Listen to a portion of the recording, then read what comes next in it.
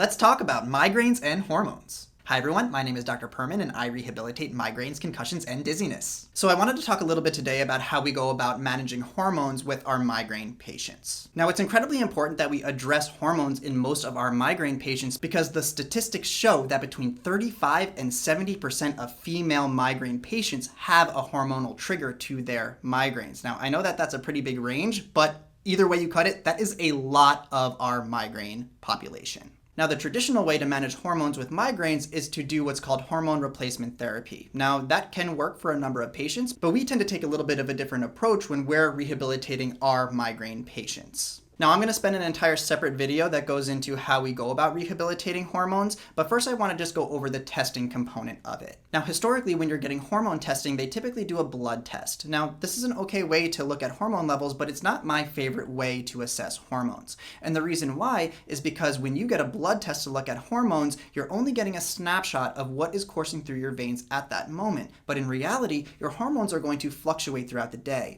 Now, the other reason why I'm not a huge fan of blood testing for hormones is because it doesn't always give us a full picture of things. It will tell us what our levels of hormones are, but it doesn't really help us figure out why the levels are the way that they are, why they're too high or why they are too low. So the way that we look at things instead is by running both a salivary and a urinary panel. So we take saliva samples throughout the day, usually about 4 times, and then we take urine samples throughout the day, usually about 4 times, and then we send it into a lab. This will give us a picture of how your hormones fluctuate throughout the day. So we can actually get a more clear picture as to how your endocrine system is actually functioning.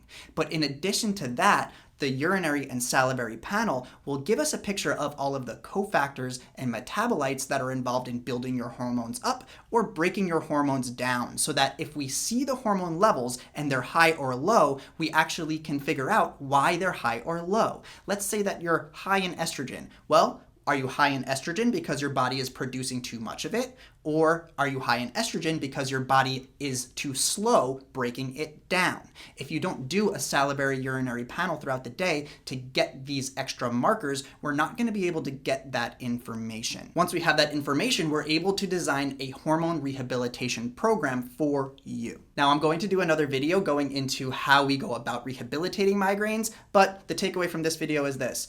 If we can, we would prefer to take a salivary and urinary sample for our hormones because it gives us a much better picture of how our hormone system is functioning.